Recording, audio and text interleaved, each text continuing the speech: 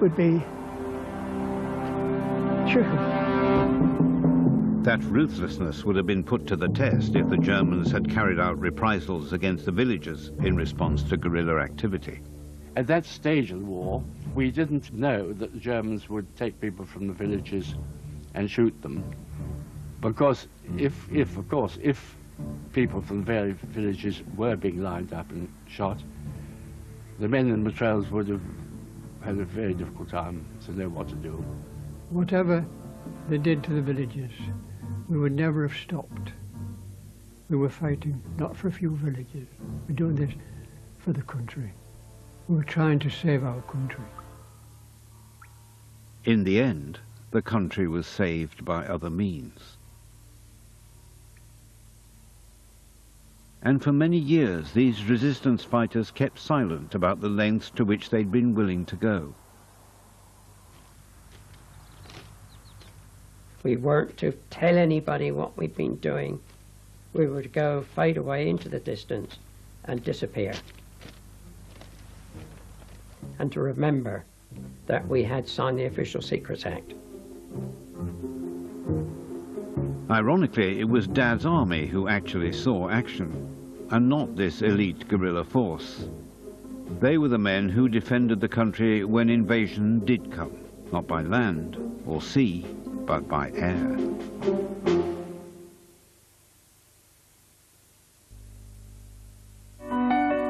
The Intel chip. For years, it's only been inside PCs, dutifully doing all the things that PCs were built to do. Starting today, the Intel chip will be set free and also get to do all the things that Macs were built to do. Imagine the possibilities.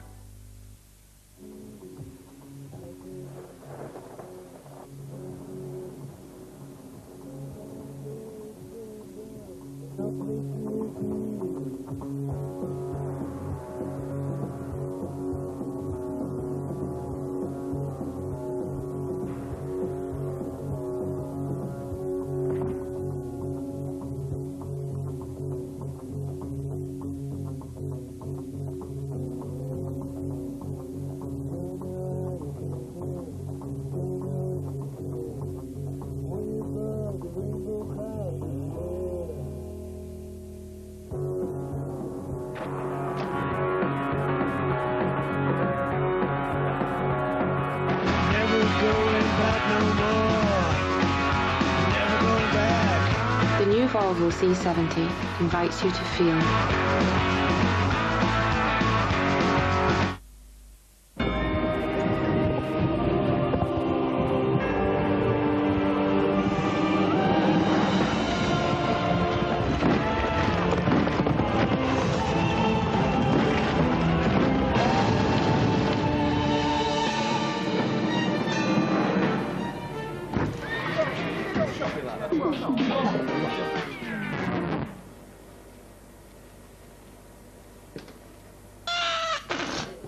Lads.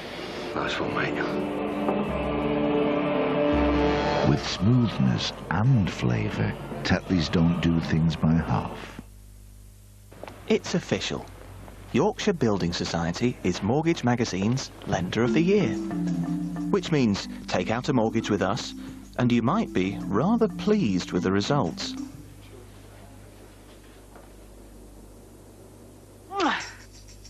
For all the very latest deals from Yorkshire Building Society, visit your local branch or call 08451 650 650.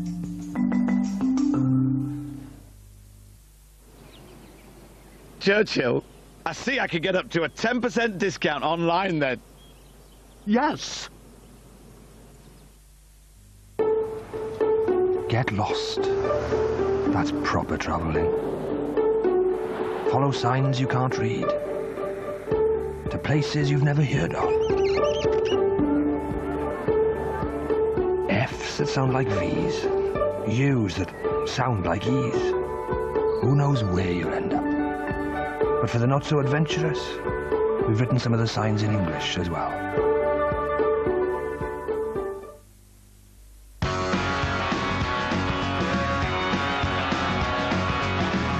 new Volvo C70, coming the 18th of March. As 9/11 unfolded, there was one image that captured the day's full horror. It was in the papers for one day, but then was gone. I felt that the falling man had been sort of pushed to the side. There was an element of exclusion, that he died improperly. This is the untold story of those that jumped from the Twin Towers. 9/11, The Falling Man, Thursday at 9 on 4.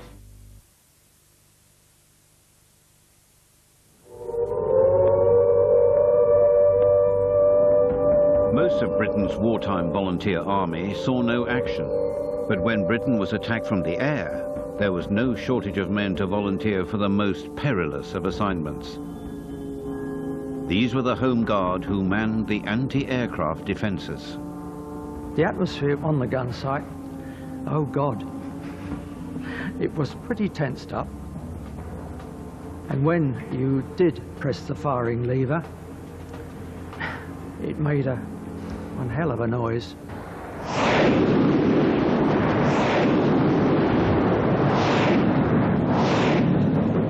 The noise is unbelievable, especially if you get all 6 guns going at once and you just don't know what's happening. All you can hear is the bang of the gun and the clang of the empty shell case coming out, hitting the concrete, and then all the horrible yellow smoke blowing around you, all cordite fumes. And then there's the next bang, and on it goes. London was the Luftwaffe's prime target, and the Home Guard played an important role in its defence. In the summer of 1940, in the space of just a few weeks, a bristling ring of anti-aircraft batteries was hastily erected in the south and east of the capital. One of the most strategically important was Shooters Hill. Night after night, it resounded with the roar of rocket launchers. One of the operators was Home Guardsman John Peters. The firing of the guns, however effective or ineffective it was a morale booster because it felt we were striking back. We felt we were contributing to the war effort in an active sense rather than a passive sense.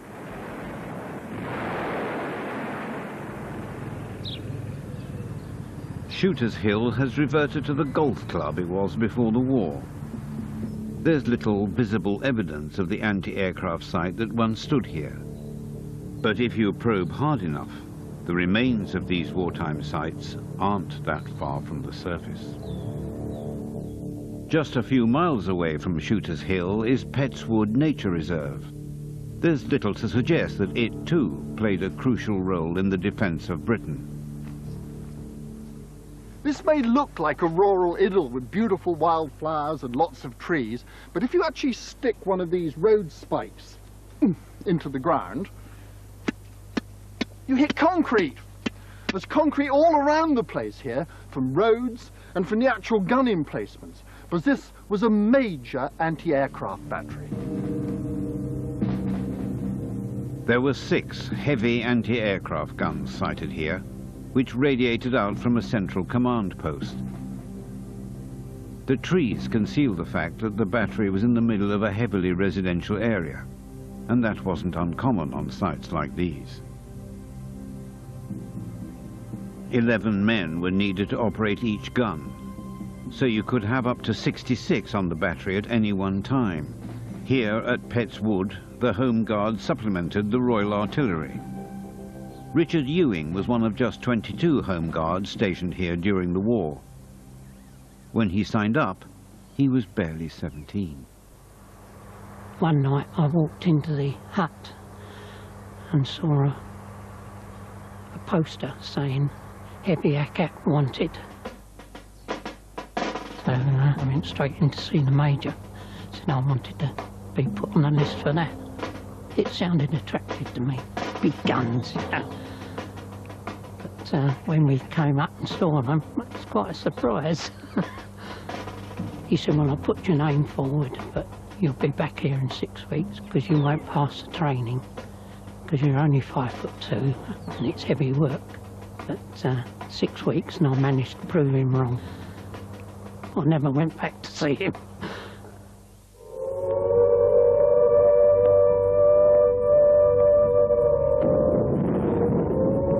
These are not Hollywood sound effects. This is the music they play every night in London. By spring 1944, there were more than 100,000 Home Guard working on AA batteries. The Home Guard's main contribution lay in the fact that they released large numbers of regular troops for other duties, especially overseas. And we shouldn't forget that the Home Guard were in the front line while they were working on anti-aircraft batteries. These places could be bombed, were often attacked, and many of them died. In June 1944, they faced a new challenge, an unexpected weapon which fell from the skies, the V1. There it goes, the pilotless plane or the flying bomb. Not a legitimate weapon with which to win a war, just an evil agent of senseless destruction and injury, launched against civilians by an all but defeated bully. First memory of V1 was coming out of a nightclub in London, just as one of those things fell. And as there hadn't been any bombing from the Germans for quite a time at that time, this was 1944, one was rather surprised. These wretched things were coming over all the time, and you weren't worried as long as the engine was running. But as soon as there was silence, it was a nasty thought, because they were going to come down. One came down just the other side of the building I was in.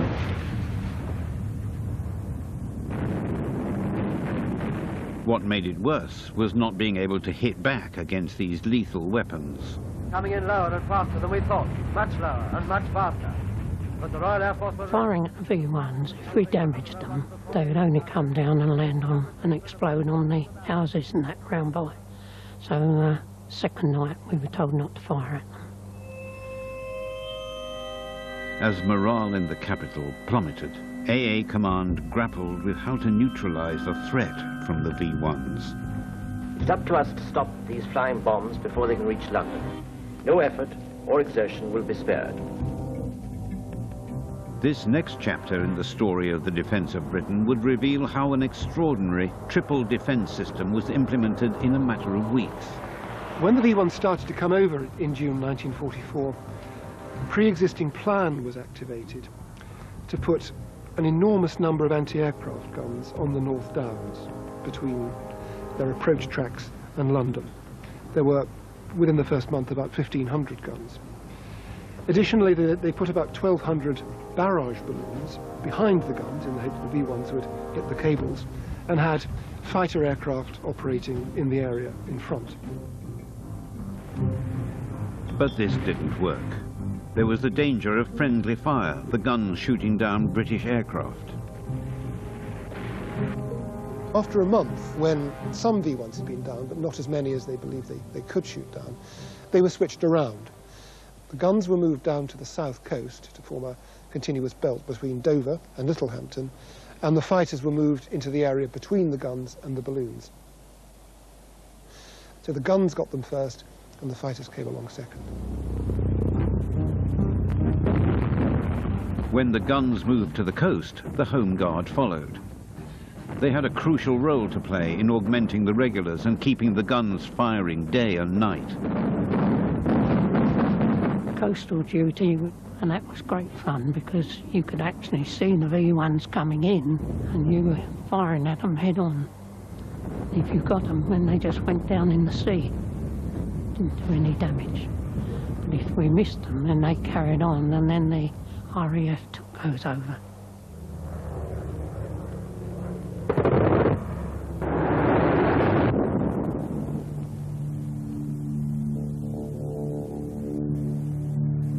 This anti-aircraft battery near Dover was in the front line against the V1s. It's also one of the best preserved, which makes it worth a closer look by both archaeologists and historians.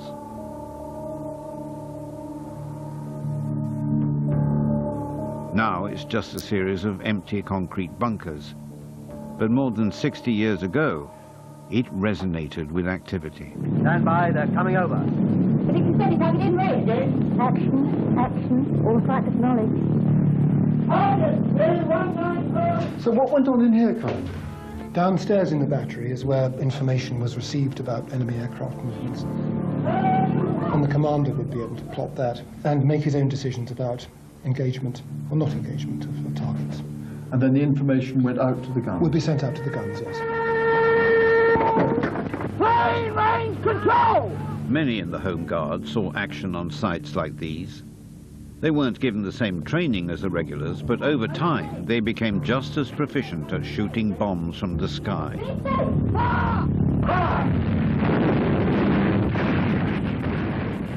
Down at the coast, we were just as good as the regulars at firing them. There was many we got, you lose count.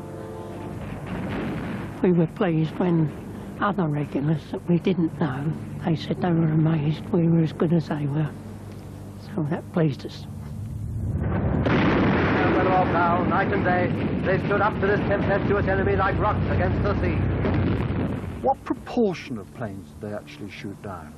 It changed over the duration of the war. In 1940, they would be lucky to hit 1% of the aircraft in any one raid, often a lot less than that. By 1944, with the flying bombs, they were hitting 60 or 70% of those seen on any one day. I mean, that's very successful, isn't it? Enormously. In addition, Allied troops on the continent were successfully destroying the launch sites. Finally, it looked as if the V-1 threat was being contained. Then, in September 1944, came another weapon. A weapon that would expose the flaws in our defensive capability. A weapon against which there was no defense.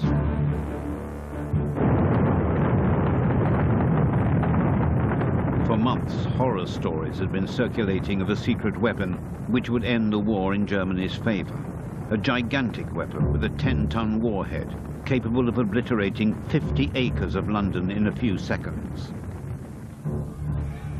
With the V1, at least you knew you could dive for cover when the thing cut out.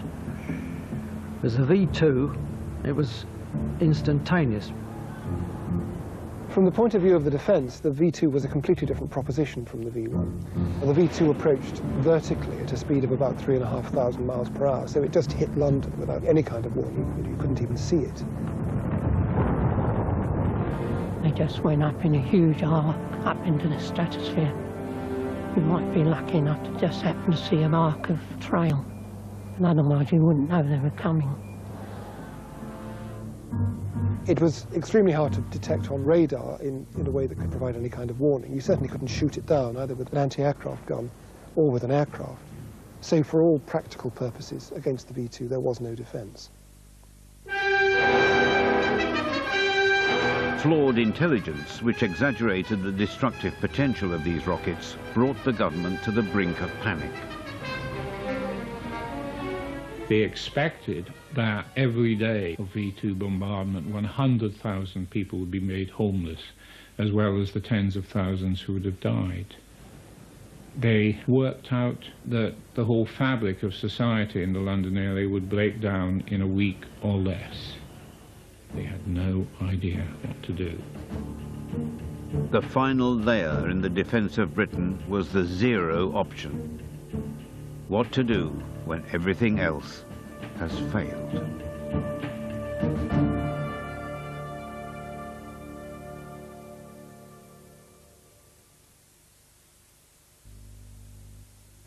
Hey up, new neighbours. Suppose better go and say hello.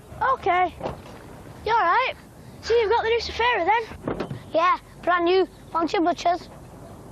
New car, new house. Someone's doing alright. Glass roof.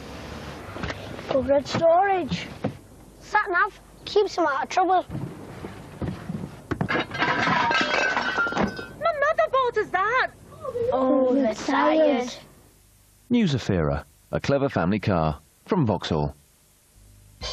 Even close up, hair color should look natural. That's why Just for Men with X-Grey Science targets only the grey hair, replacing it with subtle tones that match your own color. In 5 easy minutes, hair looks natural, no matter how close up she gets. Just for Men, the Rejuvenator.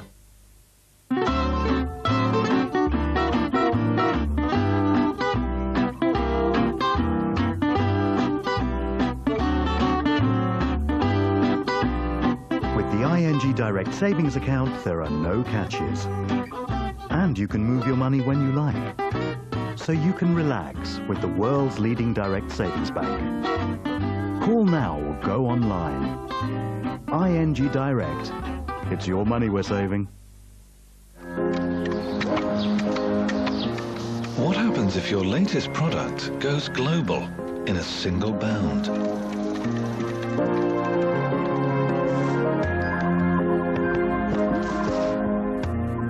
What happens if our fitness plans are stronger than our retirement plans?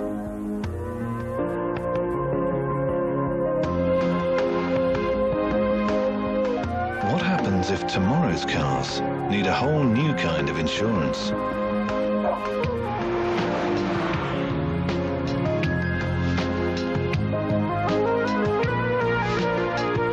What happens if your business model changes every 4 hours? At Zurich, we consider all sorts of possibilities. It's why for over 130 years we've provided relevant, secure insurance solutions for a changing world. Zurich, because change happens.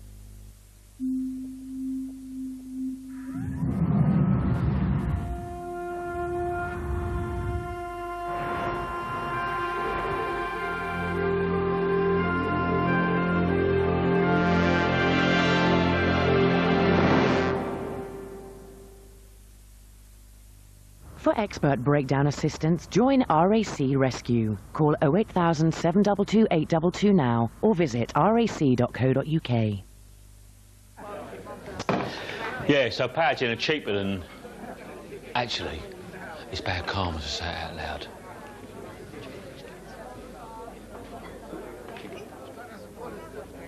Cheaper than British Bus?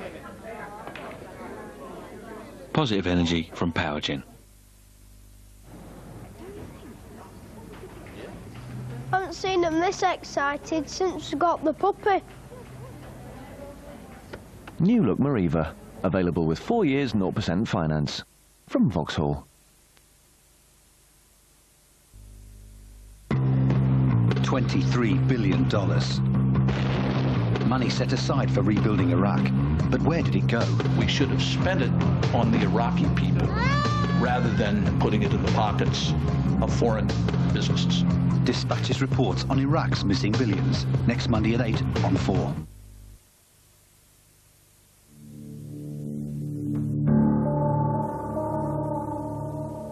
When our guns became powerless against the V2s, running the country from Whitehall no longer seemed an option.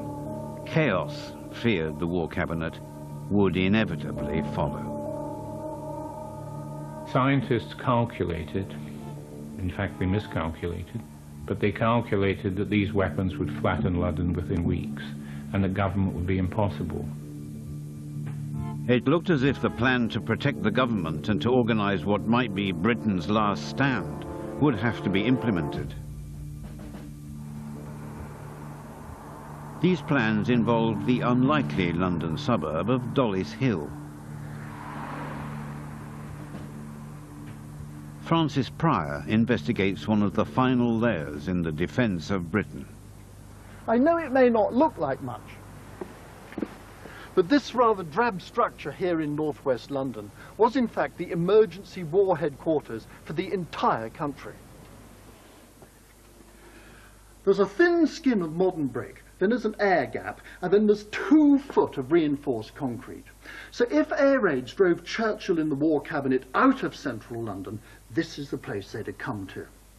Its code name was Paddock, and it was the first purpose-built, completely bomb-proof war headquarters.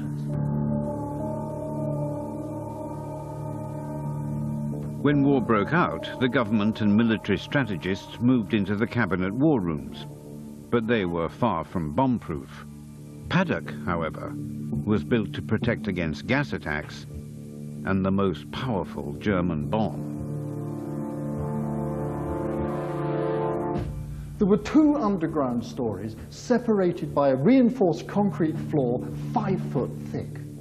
Here there was a steel and concrete blast door which sealed off this floor from the floor below.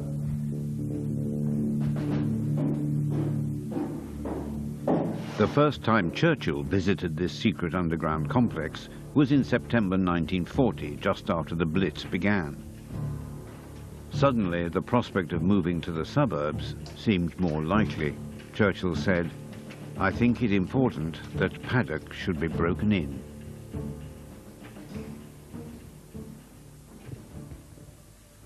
That October, the War Cabinet met in this very room. It's empty now, but originally there were tables around the edges and maps on the walls, which were illuminated by those tilted fluorescent lights. Paddock was never used. The lack of living accommodation convinced Churchill that it should be treated as a last resort citadel. It's lain dormant and abandoned for the last 25 years. But even more drastic plans were made, should V2 attacks annihilate London. Most important function of government, in the eyes of government, is the preservation of government. Some might think that their highest duty is the protection of their population. But of course, since they are the government, in their eyes that requires that government be protected first. The government planned a series of moves. There would be precautionary moves, colloquially known as the yellow moves. And if events really became serious, there would be the black moves. The seat of government would have to be evacuated. The king would have to go. The control of the armed services would have to go. Parties of civil servants and military officers had been going around the countryside, looking, if you like, for places to hide. The planners alighted on the area of Worcester, and plans were secretly laid to basically nick every country house in sight. Executing these plans meant involving people who couldn't be allowed to know what they actually were. When he was just 17, Geoff Devereux was recruited to the auxiliary units and found himself playing an unlikely role in the defence of the realm. His intelligence officer explained that his patrol just outside Worcester was one of the first to be set up. But Geoff was never allowed to know exactly why he'd been recruited.